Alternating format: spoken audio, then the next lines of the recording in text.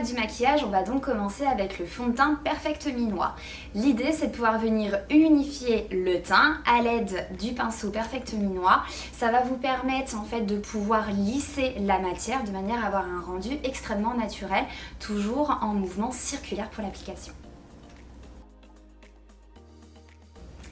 Deuxième étape, on applique le correcteur. Son objectif, ça va être bien sûr d'illuminer, de repulper les cernes et de donner l'impression également que le blanc de l'œil est beaucoup plus blanc, de manière à avoir un regard beaucoup plus pétillant.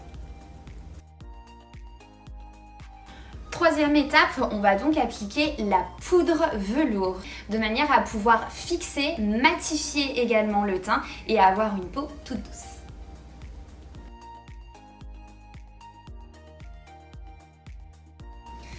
Quatrième étape, vous allez appliquer le blush à l'aide du pinceau blush de manière à donner un effet bonne mine, fraîcheur et un teint vraiment sublimé.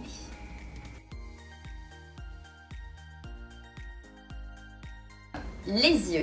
Pour cela, vous allez commencer par utiliser le mascara à sourcils qui va avoir pour but de densifier un petit peu, de les étoffer bien évidemment et de pouvoir les structurer beaucoup plus.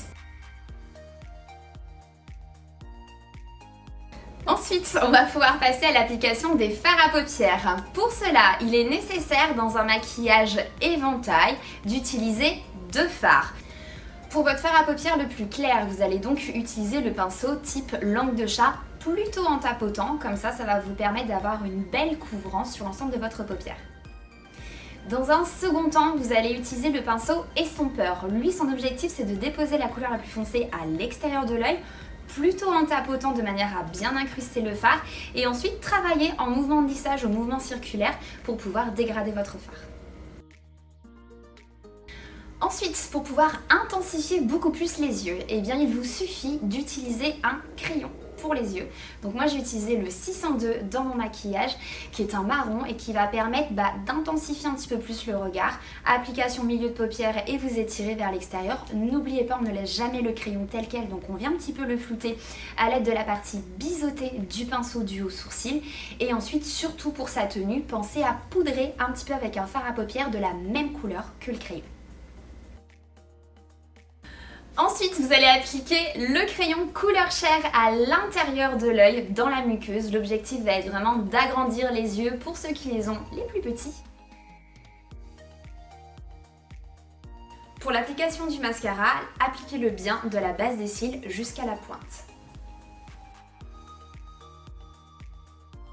La bouche. Alors pour cela, vous allez avoir plusieurs possibilités. Moi, j'ai choisi d'utiliser d'abord le crayon à lèvres de manière à dessiner le contour de la bouche et j'ai également crayonné l'intérieur juste en tapotant du bout des doigts de manière à fondre la couleur parfaitement avec la teinte naturelle des lèvres. Pour pouvoir ensuite redonner un petit peu de pulpeux à cette bouche, j'ai utilisé une petite pointe de gloss. Vous déposez votre matière à l'intérieur et ensuite vous lissez ce gloss sur tout le reste de la bouche. Son objectif au gloss va être bien sûr de repulper, de lisser, d'illuminer et de donner une bouche beaucoup plus glamour.